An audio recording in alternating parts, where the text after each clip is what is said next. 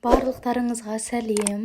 Жақсыгүлдің асханасы каналына қош келдіңіздер. Видеоны бастамай тұрып, каналға тіркеліп, лайк басып, комментарий жазуларыңызды сұраймын.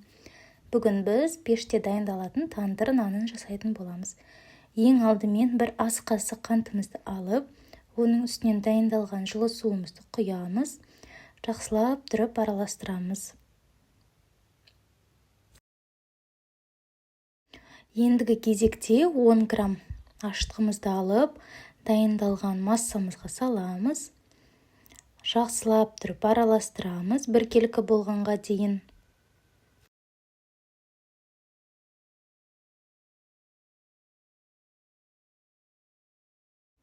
Дайын болған массамыздың бетін целлофанмен немесе пищевой пленкамен 10 минутқа жауып қоямыз.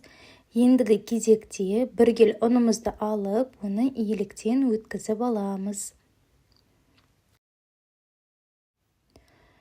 Үстінен тұзымызды қосамыз. Дайын болған ашытқымызды қосамыз.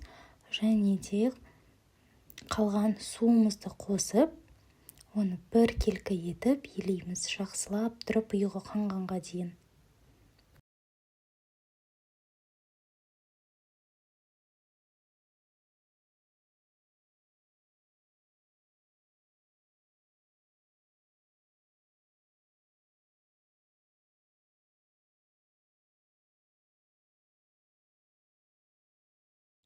Елеп жатқан уақытта 50 мг сұйық майымызды қосып, оны қамырымызды тағы жақсылап тұрып елейміз.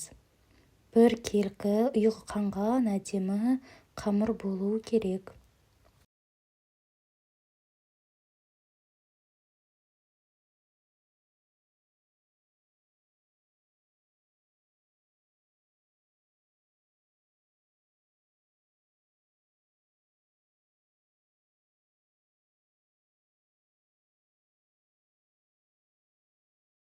Дайын болған қамырымыздың бетін целлофанмен немесе пищевой пленкамен жауып, жылы жерге 1 сағатқа қоямыз, көлемі ұлғайғанға дейін.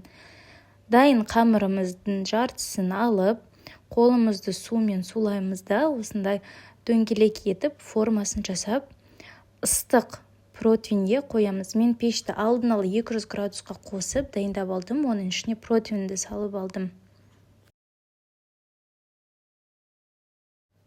Әр қамырымыздың ортасын тандырдың лепешкасы секілді формасын беріп, ортасын айырмен тесіп шығамыз.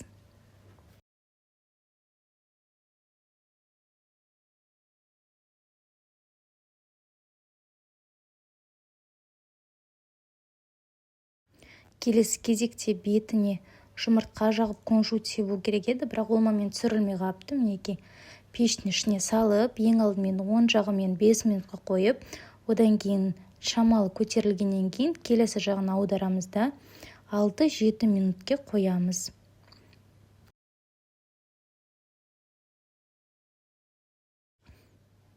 Осындай әп-әдемі қуырылған, бетіндегі кунжуттары қуырылған тандыр нанымыз дайын болды.